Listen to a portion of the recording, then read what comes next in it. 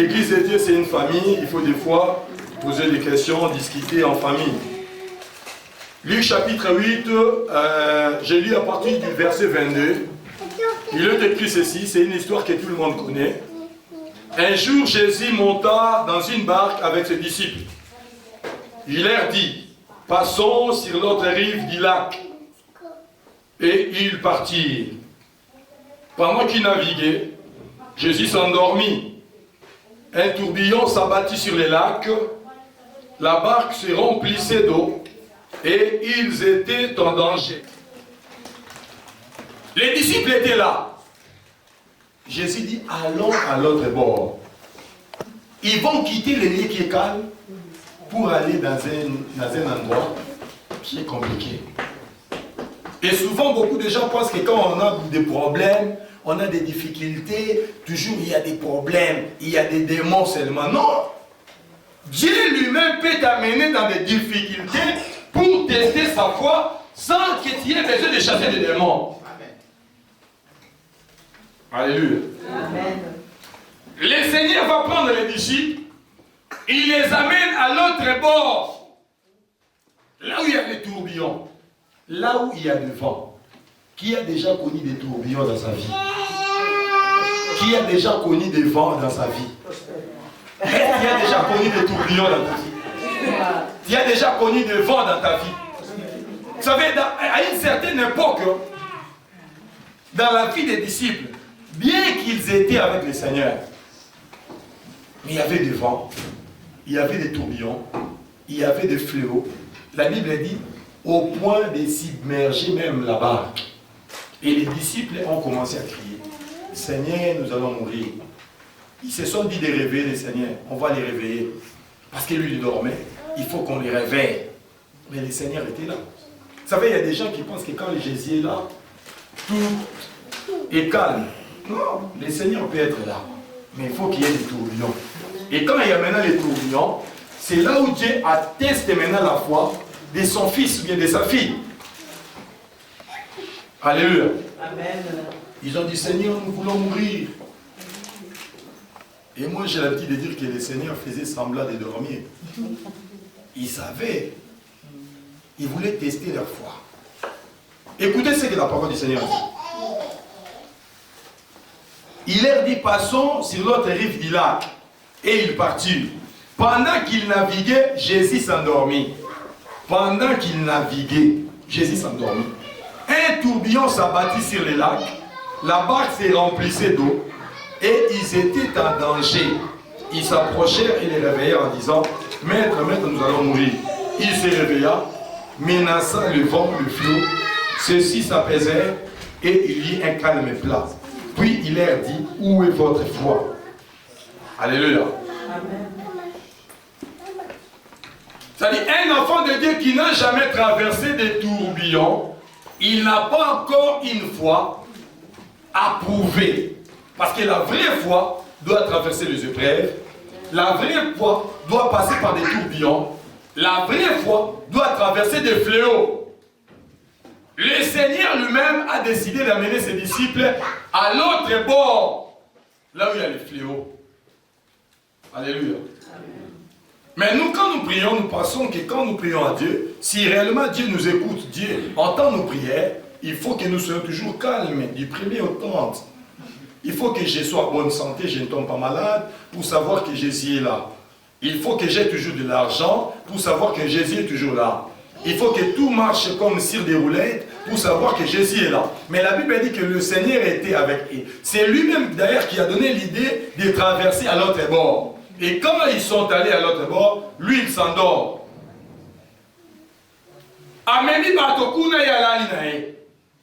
Il fait semblant de dormir pour tester leur foi. Est-ce que ta foi a déjà été testée? Nous disons avoir des foi. Nous déclarons avoir une foi. Mais la plupart de nous n'ont pas une foi correcte. La plupart d'entre nous n'ont jamais connu des difficultés, n'ont jamais connu des problèmes pour dire que nous avons une foi. Et tous les héros dans la Bible, des gens qui ont été déclarés héros, ce sont des gens qui avaient manifesté le preuve des forces dans leur foi. Alléluia. Dieu a dit qu'il a donné la force à Samson. Il a oint Samson de son onction. Il lui a donné le courage, la capacité de combattre ses ennemis et de le vaincre. Mais qu'est-ce que Dieu a fait? Il a envoyé sur son chemin un lion pour tester la force qu'il a donnée à Samson. Alléluia. Les jours où Dieu a donné la sagesse à Salomon, pour tester cela, qu'est-ce que Dieu a fait? Il a envoyé des prostituées qui disputaient un enfant pour maintenant que Salomon tranche l'histoire, pour qu'il décide, pour qu'il établisse un jugement, pour savoir lesquelles de ces deux femmes est la mère de l'enfant vivant. Et si toi, tu as réellement la foi, c'est en vertu de quoi tu dis que tu as la foi? C'est par rapport à quoi tu dis que tu as une foi solide. Puisque quand on parle de la foi dans l'hébreu, on dit la foi c'est une ferme assurance. Une ferme assurance, une assurance ferme, la fermeté par rapport au combat, la fermeté par rapport aux obstacles, la fermeté par rapport aux problèmes, la fermeté par rapport aux difficultés. Parce que la vie chrétienne, ce n'est pas une vie de facilité. Parce que beaucoup de gens prennent Dieu comme un Père Noël. Un monsieur qui distribue des bonbons et des bazookas, il distribue des chewing-gums, il dit le matin, Seigneur, je veux que tu me donnes de l'argent. Il ouvre les yeux, il y a un bloc. Il y a des billets verts sur son bureau. Il prend et dit, je crois que Dieu est là. J'ai trouvé Dieu. Il y a même des gens qui prient et disent, Seigneur, cette année, si tu ne me bénis pas, tu n'es pas Dieu. Même s'il ne te bénit pas, il est toujours Dieu. Moi, je dis. Mais oui, Dieu ne va pas cesser d'être Dieu parce que toi, tu n'es pas béni. Dieu ne peut pas cesser d'être Dieu parce que toi, tu n'as pas réussi ce que toi, tu voulais recevoir de lui. La vraie foi, c'est une foi qui surmonte les obstacles.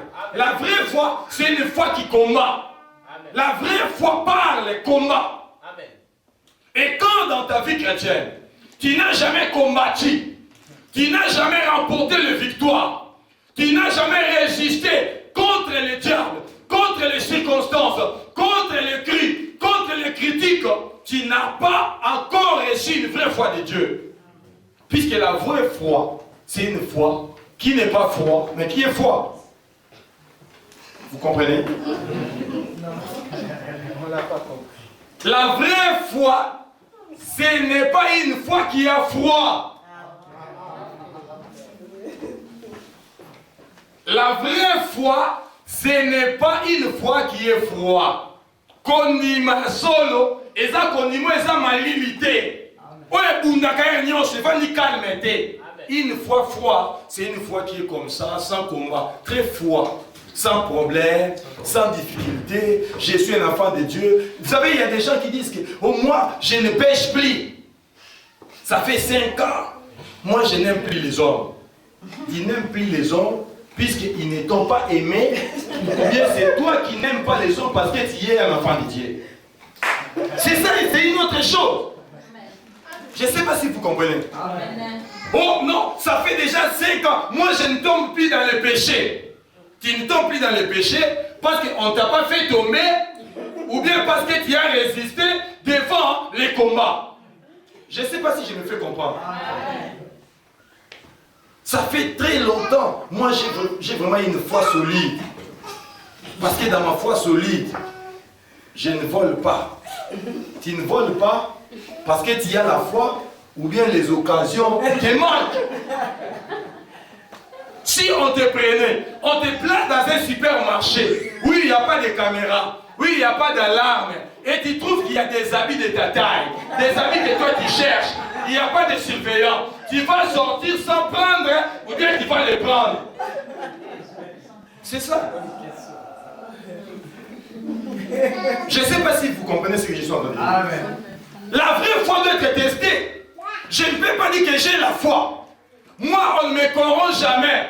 Est-ce qu'on t'a déjà corrompu dans ta vie? Pour dire que moi, on ne me corrompt jamais. On t'a déjà donné, prenez 300 000, dis seulement Jésus n'est pas Dieu. Tu dis Jésus est Dieu. Il t'est déjà arrivé qu'on te donne 1 million de courants pour que tu dises seulement Jésus n'est pas. Hein?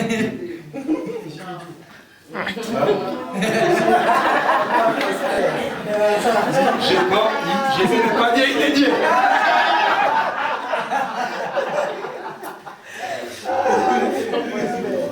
On m'a raconté l'histoire par un ami qui est en France. Il m'a écrit ça sur Facebook.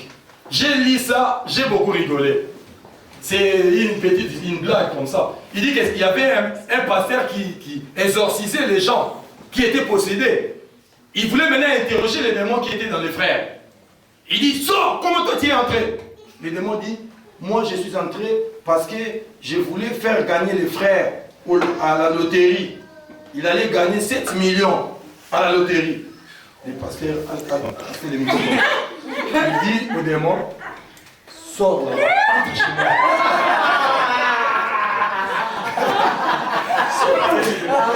Quand j'ai lu cette histoire, mais les démons étaient là, c'est les démons de loterie. Il fait gagner les gens à la loterie. Lui, il a dit que les frères, là, les démons, est là pour faire gagner aux frères 1 million d'euros. Il a chassé les démons dans les frères. Il l'a envoyé chez lui. Et quand j'ai lu cette histoire-là, je me suis mis à dire, c'est vrai, ça fait rire.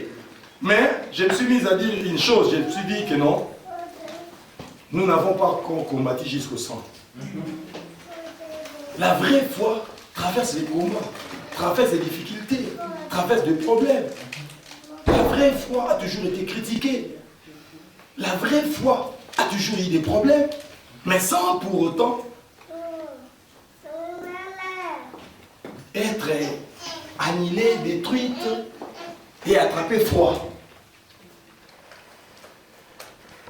Moi, je suis un enfant de Dieu. Depuis que j'ai commencé à prier, j'ai déjà fait 5 ans. J'ai déjà fait 10 ans. Est-ce qu'il a fait 10 ans parce que tu n'as jamais été combattu? Ou bien tu as déjà été combattu à plusieurs reprises, tu as manifesté ta foi?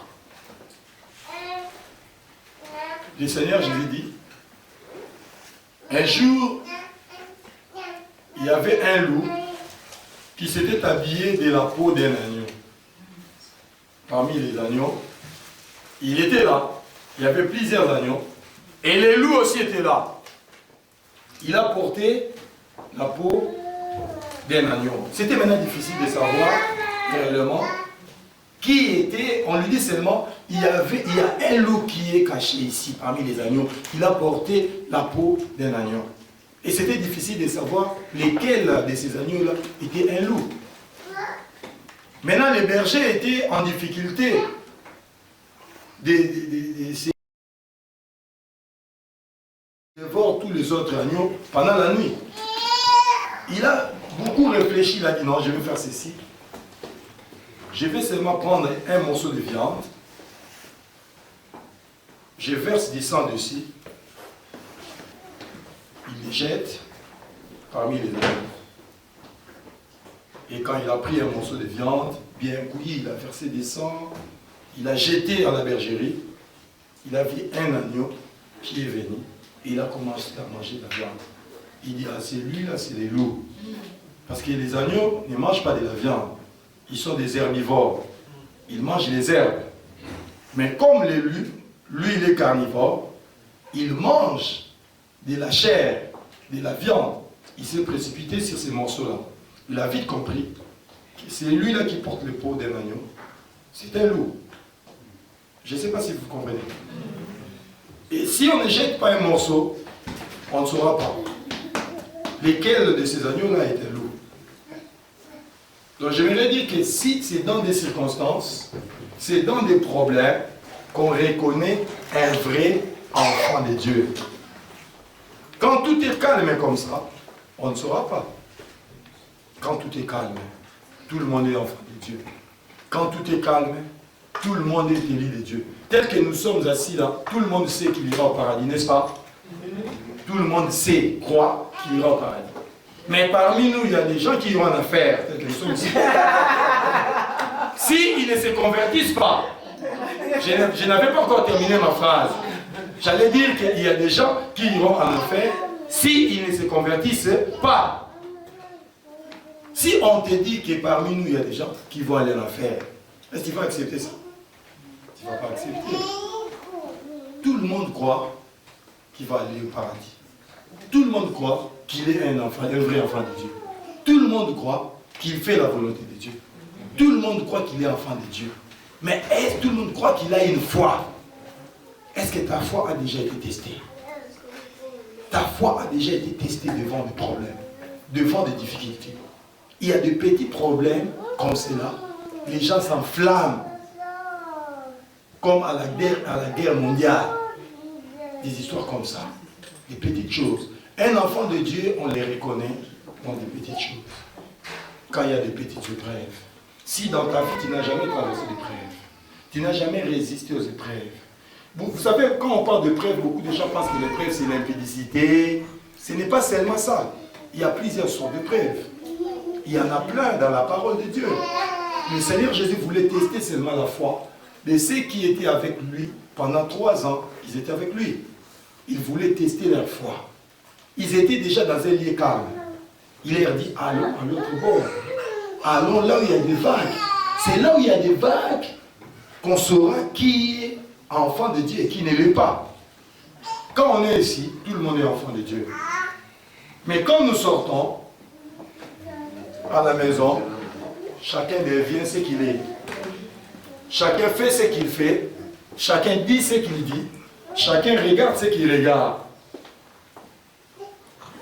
Vous comprenez? Moi, ça m'a étonné parce que j'ai croisé un frère, un enfant de Dieu. Il a un téléphone comme ça. Il a téléchargé beaucoup de films porno. Mais à l'église, il ouvre la Bible. Il a une Bible là-bas. Là où il y a la Bible, il y a aussi des films porno. Maintenant, il dit qu'il est un enfant de Dieu. Lui aussi, il va entrer au paradis. Moi, je lui ai dit non. Paradis, on n'entre pas comme ça. On n'entre pas comme ça. Je ne sais pas si je vais faire comprendre. Il y a des petits tests que toi-même tu peux faire. C'est comme une femme grosse. Sans les médecins, lui-même peut tester s'il est grosse ou pas. Toi-même, tu peux tester ta foi par rapport à la parole. Tu comprends? Par rapport à la parole, toi-même là où tu es, tu peux tester ta foi. Le Seigneur Jésus a pris ses disciples. Il les a menés là-bas, là où ils étaient, dans un lieu où il y avait des bruits, dans un lieu où il y avait des vagues, dans un lieu où il y avait des problèmes, pour tester leur foi. Et ils ont eu maintenant peur. Ils ont dit non, Seigneur, nous allons mourir. Ils sont allés réveiller le Seigneur. Alléluia. Amen. Les seigneurs dormaient. Ils dormaient. Il y a beaucoup de gens qui ont un Jésus qui dort dans leur vie. Ils ont un Jésus qui dort. Qu'il faut réveiller. Est-ce que ta foi a déjà été testée? Tu as déjà testé ta foi à l'église. Tu as déjà testé ta foi au travail là où tu travailles. Tu as déjà testé ta foi à la maison là où tu es. Tu as déjà testé ta foi partout où tu pars. Vous avez maintenant torchonné, tu as torchonné ici, teste ta foi. Dieu peut permettre que des choses arrivent comme ça pour tester ta foi. Tu as fait beaucoup d'efforts, tu as beaucoup fait, mais en fin de compte, on dit que tout ce que toi tu as fait là, ce n'est pas bien. On a testé ta foi. Jésus a pris ses disciples, il les amène là-bas, en dehors du lieu calme, là où il y a des tournants, pour tester la foi des disciples. Et ils ont dit, Seigneur, nous allons mourir. Ils ont réveillé les Seigneurs. La vraie foi, c'est une foi qui se teste.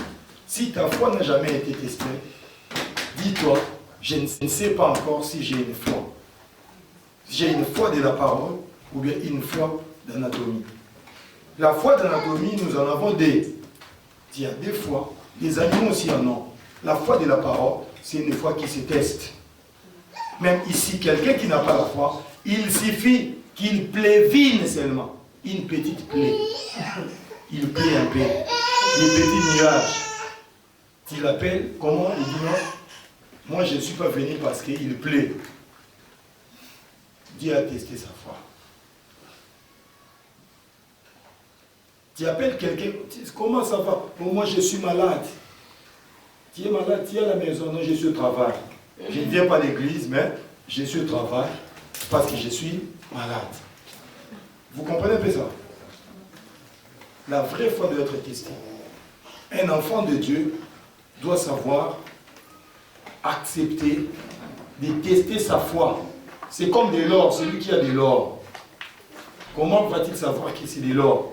Il n'y a pas un spécialiste qui sait que ça c'est de l'or, ça c'est de l'argent. Il n'existe pas de spécialistes en matière de bijoux.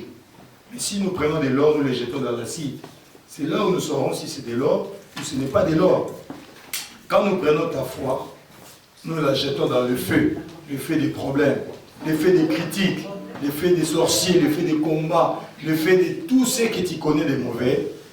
C'est à partir de ces moments-là que nous allons dire si tu as la foi ou bien tu n'as pas la foi. Est-ce que tu as une foi telle que tu es là? Est-ce que ta foi a-t-elle été testée? Alléluia. Amen. Il y a des gens dans la Bible qui avaient leur foi testée. C'était Shadrach, Meshach, Abednego. On leur avait demandé d'adorer une statue qui a été dressée en honneur du roi païen. Et la condition était, il fallait adorer ces statues de peur d'être jetés dans la fournaise ardente. Mais ces gens-là ont accepté. Ils ont dit, nous préférons être jetés dans la fournaise ardente plutôt que d'adorer cette statue. Shadrach, Meshach, Abednego. Et le roi leur dit ceci, retenez ceci, au son de la trompette, de la cornemuse, de la guitare, de tous les instruments de musique, tout le monde fléchira ou s'agenouillera devant la statue. Il devait s'agenouiller devant la statue. Et quand on a sonné de la trompette, tout le monde s'était agenouillé, à l'exception de Shadrach, Meshach et Abednego, qui avaient refusé de s'agenouiller devant la statue. Leur foi a été testée. Et ils sont dans la fournaise ardente. Là où ils étaient dans la fournaise ardente, le Seigneur va les assister encore là-bas. On a chauffé la fournaise ardente 7 fois. La première fois, premier test, ils ont réussi. Deuxième test, ils ont réussi. Troisième test, ils ont réussi. Quatrième test, ils ont réussi. Cinquième test, ils ont résisté. Sixième test, ils ont résisté. Septième test, ils ont résisté. Et le roi a dit, il faut que tout le monde serre les dieux d'Abraham, les dieux de Satan, les dieux de Meshach, les dieux d'Abednego. J'ai causé avec un sœur, il m'a dit, papa, ces garçons-là, je ne l'aime pas. Moi, j'ai dit, tu l'aimes pas, tu l'as aimé comment? Oui, il avait insisté 4 fois. J'ai dit, Shadrach, Meshach, Abednego 7 fois. Ils ont insisté. Toi, 3 fois seulement, tu as accepté. Il n'a pas pu résister. Sa foi a été testée. Un enfant de Dieu doit se tester devant les épreuves. Mon diable écoute à mes kinéotés. Je m'en suis couillé déjà. Inutile que le diable ne t'a même pas tenté. Toi-même tu es tombé. Alors pourquoi il va perdre son temps pour te tenter? Vous comprenez pas? Ce que tu dois retenir aujourd'hui, je suis venu aujourd'hui pour te dire que la vraie foi doit être testée. Le Seigneur a pris les disciples, il les a menés là-bas pour tester leur foi. Fais un examen de conscience, fais une introspection, entre en toi-même, regarde en toi si tu as vraiment une foi, si tu as vraiment testé ta foi. Tu vas commencer à tester ta foi par rapport à la parole, puisque la parole de Dieu c'est le miroir. Si tu regardes dans la parole, si tu regardes, tu dis, est-ce que je ressemble à la parole? ou je ne ressemble pas à la parole. Si tu ne ressembles pas à la parole, c'est que tu as échoué dans ces combats de foi. Le jour où Pierre allait être criblé comme le froment par le diable, le Seigneur a dit ceci: Simon, les diables te réclament pour te cribler comme on crible les froment. Mais j'ai prié le Seigneur afin que ta foi ne défaille point. Quelqu'un que les diables veut manger, que les diables veulent combattre, le Seigneur prie pour sa foi. C'est-à-dire le vrai combat, c'est d'abord le combat de la foi. Je ne sais pas si tu me veux comprendre. Les diables veulent manger Simon-Pierre. Il dit, les diables te réclament pour te cribler comme on crible les froment. Mais j'ai prié pour que ta foi ne défaille pas. Puisque les diables sait que aussi longtemps que tu es encore debout dans ta foi, tu peux vaincre même dans les combats spirituels. Puisque la foi est définie comme le bouclier. Un bouclier, c'est une arme défensive qui se défend. Nous avons des armes offensives et des armes défensives. Quand on a sa foi, on a un bouclier pour résister contre les traits enflammés de l'ennemi. Et un enfant de Dieu qui a déjà perdu sa foi, qui vit en dehors de la parole, devient automatiquement une proie pour l'ennemi. Le Seigneur a testé la foi de ses disciples. Baissons nos têtes dans la prière. Baissons nos têtes dans la prière, nous voulons prier.